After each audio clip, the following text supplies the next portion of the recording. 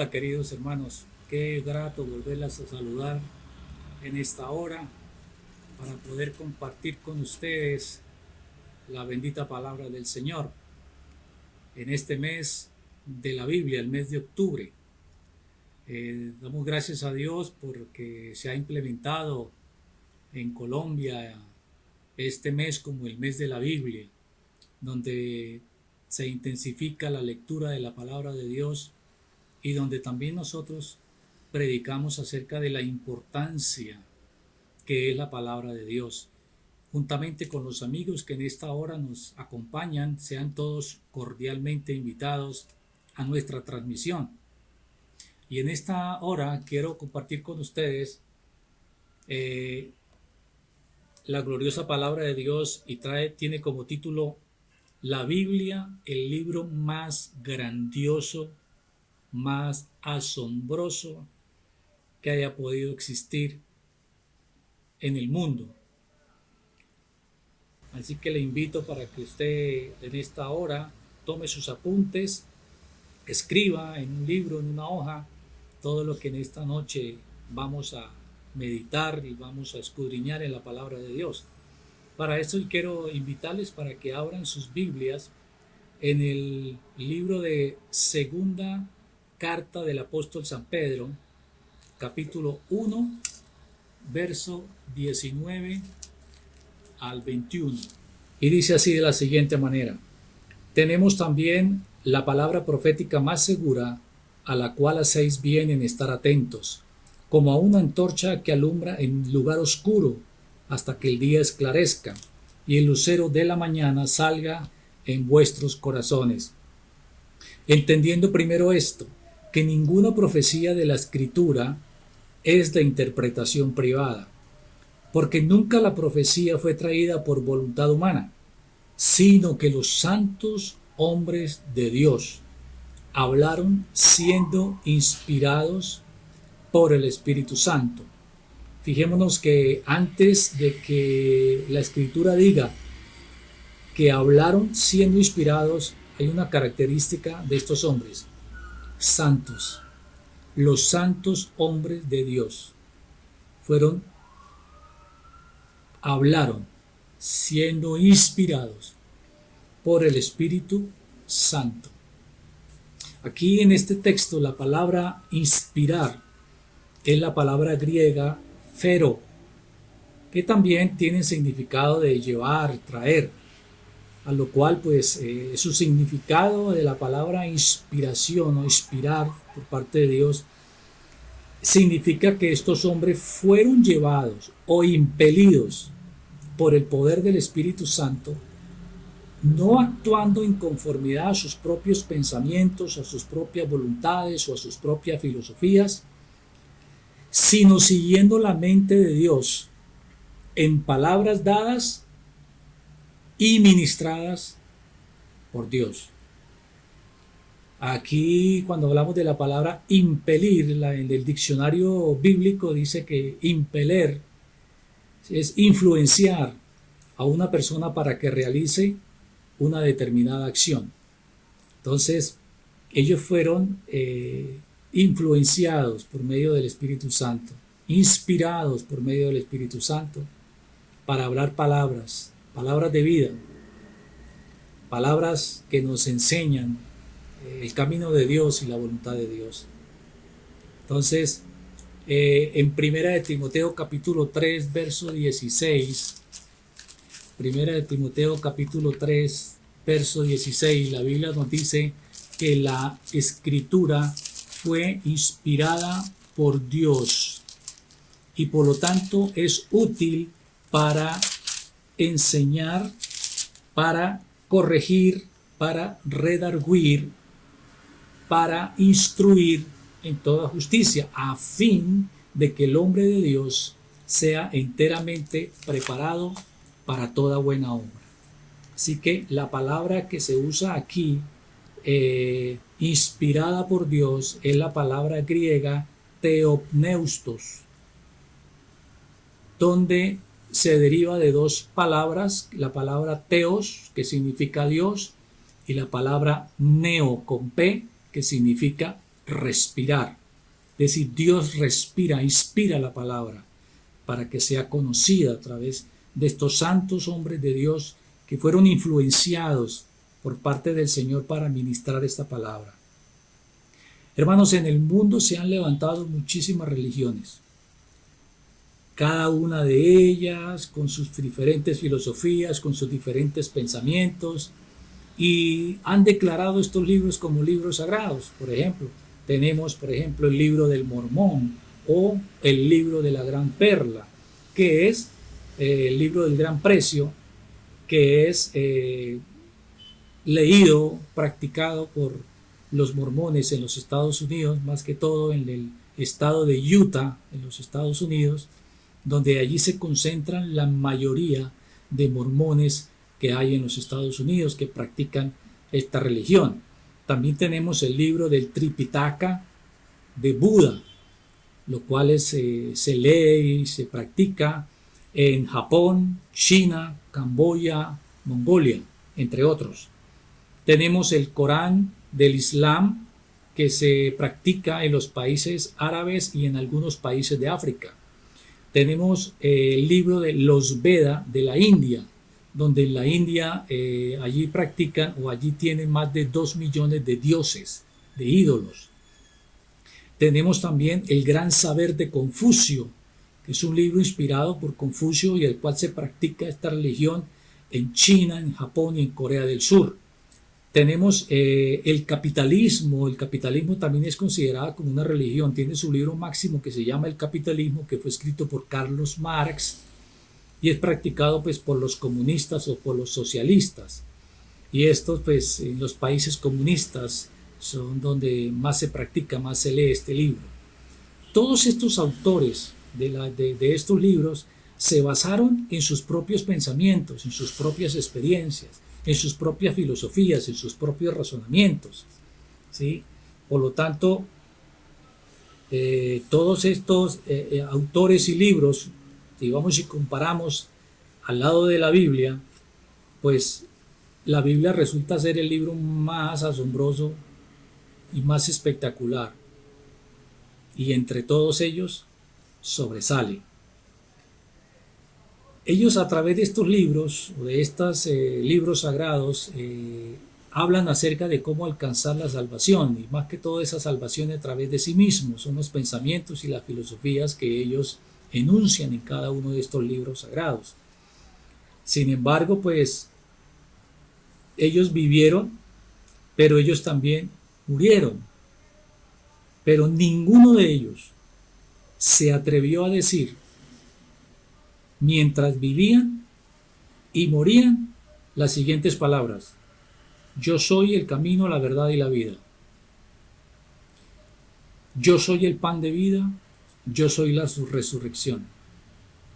Solamente Jesucristo fue el único hombre, Dios hecho hombre, Dios hecho carne, que se atrevió a decir que él moriría y que al tercer día resucitaría.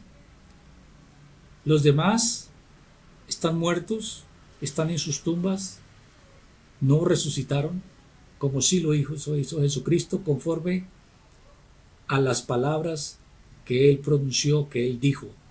Aparte de eso, que es el único personaje, Señor Jesucristo, de la historia de la humanidad a quien se escribieron muchas profecías con años de anticipación antes de aparecer en el mundo. Ha sido el único en anticipar, como dije anteriormente, su muerte y su resurrección. Vamos a ver lo que dice el libro de Miqueas. Otra de las predicciones es que la Biblia predijo en dónde iba a ser su nacimiento años antes, miles de años antes que Jesús naciera. Capítulo 5, verso 2 dice: pero tú, Belén, Efrata, pequeña para estar entre las familias de Judá, de ti me saldrá el que será Señor en Israel. Entonces, desde muchísimos años antes, la Biblia había predecido, había profetizado en dónde, en qué ciudad nacería el Salvador. Y aquí nos dice en Belén, como efectivamente el Señor Jesucristo nació en Belén. También en el libro de Isaías, en el capítulo 53, podemos encontrar otra profecía de la palabra. Isaías capítulo 53, en el verso 3 al 5, dice: es despreciado y desechado entre los hombres, varón de dolores, experimentado en quebranto, y como que escondimos de él el rostro, fue menospreciado y no lo estimamos. Ciertamente llevó él nuestras enfermedades y sufrió nuestros dolores, y nosotros le tuvimos por azotado, por herido de Dios y abatido. Mas él herido fue por nuestras rebeliones, molido por nuestros pecados. El castigo de nuestra paz fue sobre él, y por sus llagas fuimos nosotros curados. Aquí, a través de esta escritura, se profetizó cómo iba a ser la vida del Mesías y cómo iba a ser su sufrimiento, y también cuál era la misión que él iba a realizar cuando viniera a la tierra, como efectivamente dice la Biblia que sufrió. Él fue menospreciado, fue azotado, fue herido y fue llevado a una cruz a morir. Y de esa manera la Biblia había predecido muchísimos años antes lo que pasaría con el Mesías y cómo iba a sufrir. Este sufrimiento no iba a ser porque había sido llevado, empujado hacia allá, no. La Biblia dice que él puso su vida. Él puso su vida, a él nadie lo empujó, a él nadie lo obligó, a él nadie lo presionó o lo obligó a morir en la cruz. Él dijo: yo pongo mi vida y la vuelvo a tomar. Así que el Señor Jesucristo dio su vida voluntariamente para morir en esa cruz del Calvario. En el Salmo capítulo 22, en el verso 1, también se profetiza otra de los actos del Mesías, cómo iba a morir y qué palabras iba a decir en la cruz. En el capítulo 22 del libro de los Salmos encontramos la siguiente expresión: Dios mío, ¿por qué me has desamparado? Palabras que también fueron dichas por el Señor Jesucristo cuando expiraba, cuando moría en la cruz del Calvario. Dios mío, son palabras proféticas que ya muchos años antes el salmista David había profetizado que estas palabras las iría a decir el Mesías. En el verso 14 de este mismo capítulo dice: he sido derramado como aguas y todos mis huesos se descoyuntaron. Mi corazón fue como cera derritiéndose en medio de mis entrañas. Como un tiesto se secó mi vigor y mi lengua se pegó a mi paladar. Y me has puesto en el polvo de la muerte. Porque perros me han rodeado, me han cercado cuadrilla de malignos. Horadaron mis pies y mis manos. Contar puedo todos mis huesos. Entre tanto, ellos me miran y me observan, reparten entre sí mis vestidos y sobre mi ropa echaron suertes. También palabras proféticas, dichas miles de años antes de que Jesús naciera, que iba a acontecer al Mesías. Repartieron sus ropas, horadaron sus pies y sus manos, horadaron su costado, y las mismas palabras que Cristo dijo en la cruz: Dios mío, ¿por qué me has desamparado?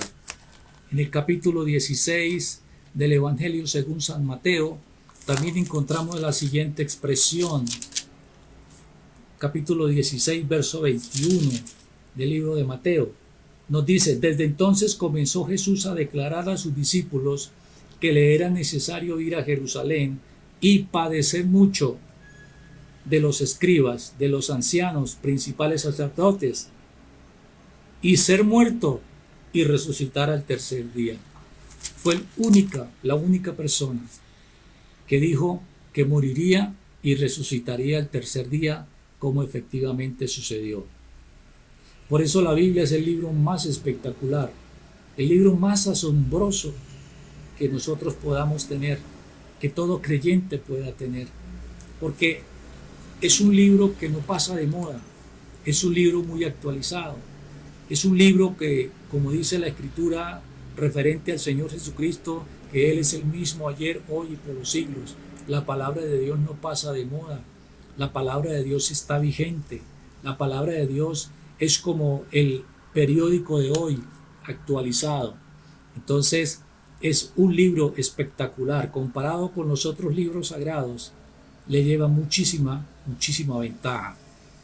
Si ponemos al lado de la Biblia todos estos libros sagrados anteriormente enunciados, pues descubrimos que ninguno de ellos puede llegar a compararse con las verdades de la palabra de Dios. La Biblia fue escrita en 3 idiomas inicialmente, el hebreo, el arameo y el griego, más griego y más hebreo. Por lo tanto, fue escrita por más de 40 autores. Estos autores vivieron en diferentes épocas de la historia. Nunca se conocieron, nunca supieron del uno al otro. David no conoció a Moisés, Moisés no conoció a Samuel. Lo mismo Pablo no conoció a David. Pedro no conoció a Jeremías, Jeremías no conoció a Ezequiel, Ezequiel no conoció a Isaías, y así fueron hombres inspirados por Dios en diferentes épocas. Pero lo interesante y lo grandioso es que todos escribieron el mismo tema en la Biblia. Nunca se contradijeron, siempre hablaron el mismo pensamiento y lo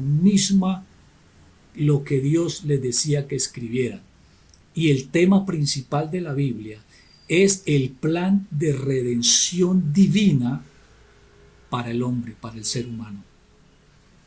En toda la palabra de Dios encontramos desde Génesis hasta Apocalipsis el plan de redención del Señor, de Dios, para la vida del hombre. ¿No? Como lo dice en el Evangelio según San Juan, el capítulo 5, verso 39, el Señor Jesucristo dijo: escudriñad las Escrituras, porque a ellas os parece que tenéis la vida eterna, y ellas son las que dan testimonio de mí. ¿Quieres saber de Cristo? ¿Quieres saber de Dios? ¿Quieres saber la voluntad de Dios? ¿Quieres saber qué piensa Dios? Aquí está en la Biblia, en la palabra de Dios. Encontramos testimonios acerca de Cristo, el unigénito Hijo de Dios. En Gálatas, en capítulo 4, dice la Escritura de la siguiente manera en el verso 4 o 5. Pero cuando vino el cumplimiento del tiempo, Dios envió a su Hijo, nacido de mujer y nacido bajo la ley, para que redimiese a los que estaban bajo la ley, a fin de que recibiésemos la opción de hijos. Plan de redención, plan de salvación. El hombre, cuando pecó en el huerto del Edén, desobedeciendo la palabra de Dios, desobedeciendo a Dios, y fue expulsado del Edén, del paraíso, el hombre cayó de la gracia de Dios. Desde ese mismo instante Dios se proveyó de un plan de salvación y lo escribió y lo dejó escrito a través de hombres santos inspirados por el Espíritu Santo, para que escribieran cada palabra, cada tilde, cada coma dentro de la palabra de Dios que hoy conocemos nosotros como la Biblia. Primera de Pedro, capítulo 1, verso 19 y 20, dice la siguiente manera: sabiendo que fuisteis rescatados de vuestra vana manera de vivir, la cual recibisteis de vuestros padres, no con cosas corruptibles como sangre, como oro o plata, sino con la sangre preciosa de Cristo, como de un cordero, sin mancha y contaminación, ya destinado desde antes de la fundación del mundo. Desde antes de que el mundo fuese, ya Dios había destinado basado en su anticipado conocimiento y sabiduría, ya había Dios preparado el plan de salvación. ¿Sabía Dios que el hombre iba a pecar? Sí. ¿Sabía Dios que el hombre iba a desobedecer? Sí. Pero desde antes ya había planeado, ya había dispuesto de un plan para rescatar al hombre de su caída de la gracia de Dios. Y es por eso hoy en día Jesucristo es el Mesías, Jesucristo es el Hijo de Dios. El Mesías es el Hijo de Dios que fue hablado y fue profetizado por medio de los profetas del libro de Moisés y también de los salmos, de que vendría a rescatar al hombre, tal como lo hizo el Señor Jesucristo. Por eso seguimos diciendo y declarando que la Biblia es el libro más maravilloso, el libro más contemporáneo, el libro más actualizado, que me habla de muchas cosas. Me habla de física, me habla de tantas otras cosas que en el mundo del hombre necesitamos conocer, de genética, nos habla de leyes. En fin, es un libro asombroso, es un libro maravilloso. Yo desde que leo la Biblia, desde que escudriño la palabra de Dios, cada vez que la leo, cada vez que la escudriño, la Biblia me asombra. La Biblia es admirable. No podemos comparar con ningún libro, porque es un libro inspirado por Dios. Los demás son libros inspirados por los propios hombres, por sus propios pensamientos y filosofías que no llevan a ninguna bendición, a ninguna respuesta que el hombre necesita de parte de Dios. Por lo tanto, la Biblia es la única fuente de fe y de salvación y de práctica de la vida cristiana. Y también sus enseñanzas y sus revelaciones son absolutamente incomparables, asombrosas. El éxito o el fracaso de una vida, en la vida del hombre, depende en gran parte de cuánta palabra logramos atesorar en nuestro corazón, en la mente, para ponerla por obra. Con razón la Escritura dice, la palabra de Cristo mora en abundancia en vuestros corazones. Fueron las mismas palabras que el Señor le dijo a Josué en el capítulo 1, verso 8. Libro de Josué, capítulo 1, verso 8. Nunca se apartará de tu boca este libro de la ley, sino que de día y de noche meditarás en él, para que guardes y hagas conforme a todo lo que está escrito en él, porque entonces harás prosperar tu camino y todo te saldrá bien. Como dije, el éxito o el fracaso depende de cuánto tiempo, de cuánto medites en la palabra de Dios, de cuánto la leas, de cuánto te llenes de esa palabra. Es el éxito o el fracaso de las personas, del ser humano. El propósito de Dios al inspirar la Biblia es que conozcamos su voluntad, ya que el pecado ha enceguecido al hombre. Y ese pecado le ha hecho ver al hombre que la vida es fácil. Le ha hecho ver desde una perspectiva de que es falsa. El pecado le hace ver al hombre. La Biblia dice que hay caminos que al hombre le parecen rectos, pero su fin, su término, es camino de muerte. Entonces, el pecado enceguece al hombre y le hace ver que su vida está bien. Pero cuando leemos la palabra de Dios, cuando leemos la Biblia, otra cosa nos dice la Biblia. Otra cosa, otro pensamiento, otra enseñanza nos dice la palabra de Dios. Jesús dijo, entrad por la puerta angosta, porque ancha es el camino, ancha es la puerta, amplia, la puerta que lleva a la perdición. Entrad por la puerta angosta, porque esa es la que conduce a la vida eterna, y pocos son los que la hallan. Entonces, como dice en Deuteronomio, en el capítulo 17, Deuteronomio capítulo 17, encontramos la siguiente lectura, en el verso 14 al 20.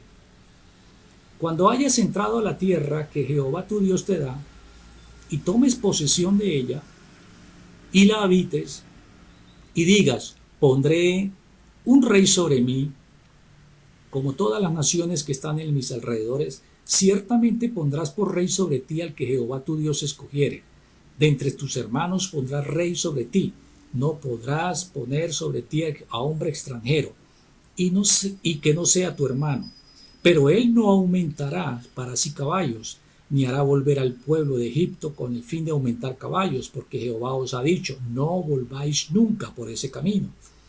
Ni tampoco tomará para sí muchas mujeres, para que su corazón no se desvíe, ni plata ni oro amontonará, para sí en abundancia. Y escuche, y cuando se siente en el trono ese rey, dice, cuando se siente en el trono de su reino, entonces escribirá para sí en un libro una copia de la ley, del original que está al cuidado de los sacerdotes levitas, y lo tendrá consigo, y leerá en él todos los días de su vida para que aprenda a temer a Jehová su Dios, para guardar todas las palabras de esta ley y estos estatutos para ponerlos por obra. Años antes, muchos años antes que el pueblo de Israel entrara a tomar posesión de la tierra de Canaán, Dios ya le había advertido al pueblo que no comerciara con caballos, que no fuera nuevamente a Egipto a comerciar, que no volvieran por ese camino de donde Dios los había sacado. Y explícitamente le dice al rey, lo deja escrito en la ley, que el rey que en ese tiempo gobernara, cuando se sentara en su trono, él debía tener una copia de la ley de Dios. Ese rey tenía que leerla todos los días para que aprendiera a temer al Señor tu Dios. El éxito o el fracaso de una persona depende de cuánta palabra, de cuánto leas la Biblia, de cuánto la escudriñes, de cuánto la atesores en tu corazón, de cuánto medites en ella. El éxito o el fracaso. Y aquí el Señor ya le había dicho que para que tuvieran éxito el rey, tenía que hacer eso, meditar en la ley de Dios, leerla todos los días, porque la ley de Dios era la que le iba a enseñar el temor a Dios, el respeto a Dios. Salomón era un rey muy rico. Salomón, dice la Biblia en Primera de Reyes, que él le había pedido sabiduría a Dios en el momento que fue elegido como rey en el pueblo de Israel, en el pueblo de Judá. Y Dios le dio sabiduría, Dios le dio riqueza, Dios le dio poder. Pero en los últimos años de su vida, Salomón se desvió. Él como rey debía tener una copia de la palabra de Dios. Y la palabra de Dios decía que no debía tener muchas mujeres, ni tampoco debían comerciar con caballos, ni volver a Egipto a negociar con caballos, a comprar caballos. Pero la Escritura nos dice en Primera de Reyes capítulo 10, el rey Salomón, además de la hija de Faraón, amó a muchas mujeres extranjeras, a las de Moab, a las de Amón, a las de Edom y a las de Sidón y a las Eteas, gentes de las cuales Jehová había dicho, ya antes había dicho el Señor, no se lleguen a ellas, ni ellas se lleguen a ustedes, no hagan un parentesco con ellas, no se casen con ellas, porque ciertamente harán inclinar vuestros corazones tras los dioses de ellos. A estas pues se juntó Salomón con amor, dice, se enamoró de ellas, y tuvo 700 mujeres y 300 concubinas, 1000 mujeres, Su corazón, el corazón de Salomón fue desviado por esas mujeres. Esas mujeres hicieron que él inclinara su corazón tras los dioses ajenos. Mira los dioses, Astoret, a Milcom, a Quemos y a Moloc, que la Biblia los declara ídolos abominables. Abominables. Y él se inclinó a ellos. Él los adoró. Él se fue tras ellos. Se olvidó de la ley de Dios. Se olvidó de Dios. Mientras que en principio, mientras leyó la palabra, tuvo éxito. Cuando se olvida de la ley de Dios, fracasa. Fue un fracaso los últimos años de la vida de Salomón. Los primeros fue un tiempo de gloria, fue un tiempo de bendición, de prosperidad, donde Dios lo guiaba, le dio sabiduría. Mientras leía la ley de Dios, tuvo éxito. Pero cuando se olvidó de la ley de Dios, fracasó. Por eso es que la palabra de Dios es el libro más espectacular, el único libro que nos da vida, el único que nos puede reconfortar, el único que nos puede consolar, el único que nos puede ayudar, nos muestra el camino, a dónde tenemos que ir, si a la izquierda o a la derecha, hacia adelante. Es asombrosa la palabra de Dios, es asombrosa lo que nos enseña. Dice la misma Biblia que estas cosas que fueron escritas para que nosotros no cometamos los mismos errores. La palabra de Dios nos corrige, la palabra de Dios nos instruye, la palabra de Dios nos redarguye y nos enseña cómo caminar delante de Dios. Salomón era un rey rico, poderoso, lleno de sabiduría. ¿Cómo es que un hombre con estas características llega a desviarse de esta manera? Es increíble. ¿Por qué? Porque dejó la ley de Dios. Porque la palabra de Dios es vida. Y vida abundante, es fuente de vida. Es fuente de vida. El Señor dijo en una ocasión, llegará el tiempo en que enviaré a la palabra y daré a los hombres hambre y sed, pero no de pan, sino de la palabra de Dios. Porque la palabra de Dios es la única que sacia la sed y el hambre de nuestro alma, de nuestro espíritu. La gente a veces pregunta, ¿por qué tantas guerras? ¿Por qué tanta hambre? ¿Por qué tanta violencia? ¿Por qué tantas guerras? Y hasta me han llegado a preguntar si Dios es tan bueno, si Dios es amor, ¿por qué permite todas las catástrofes en el mundo? Los maremotos, los ciclones. ¿Por qué lo permite? Como responsabilizando a Dios de la situación. Pero la palabra de Dios, en Lucas capítulo 16, nos dice lo siguiente, en el verso 27 al 29. Entonces le dijo, te ruego pues, Padre, que le envíes a la casa de mi padre, porque 5 hermanos tengo, para que les testifique a fin de que no vengan ellos también a este lugar de tormento. Y Abraham les dijo, a Moisés y a los profetas tienen, óiganlos. Este hombre estaba en tormento en el infierno. Allá tenía memoria, se acordó que tenía 5 hermanos. Dice que tenía sed. Dice que vio a Abraham cuando él consolaba a Lázaro. Dice que tenía sed, que podía sentir el tormento. Y le pidió a Abraham que fuera alguien a predicarles. Es más, se atrevió a decirles que si alguien resucitaba de los muertos, iba y les decía, ellos se iban a convencer. Pero Abraham les dijo, no, Señor.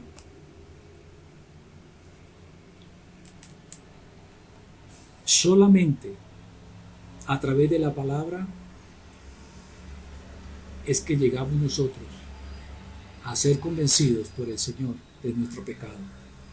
A los profetas y a Moisés tienen, óigalo, es decir, tienen la Biblia en sus casas, tienen la Biblia en sus hogares, tienen la Biblia en sus manos, léala. Dios nos dejó su palabra. Como en Deuteronomio nos dice que debemos tener una copia. Cada uno cristiano debe tener la palabra de Dios en su hogar, la palabra de Dios en su vida, la palabra de Dios, estudiarla, leerla, meditar en ella. Muchos la tienen en el Salmo 91 abierta desde hace muchísimos tiempo, allí en sus casas, no la leen, la tienen abierta pero no la leen. Y la palabra de Dios es para leerla, para escudriñarla, para meditar en ella, porque es la única que nos puede mostrar el camino. Lámpara es a mis pies tu palabra y lumbrera a mi camino. Por eso la Biblia es el libro más asombroso, más espectacular, único. No existe otro libro como la palabra de Dios. Así que, hermanos, les invito para que, y tu amigo, para que la leas. En este mes de la Biblia, en el mes de octubre, lee la palabra de Dios. Desempólvala, sácala del lugar donde está escondida, donde está guardada, y comienza a leerla. Y tú, mi hermano, sigue bebiendo de esa agua, sigue comiendo de esa palabra, instrúyete, crece en la fe, en el amor de Cristo el Señor. Que el Señor les bendiga, que la paz de Cristo esté en cada uno de ustedes. Pronto nos veremos. Bendiciones.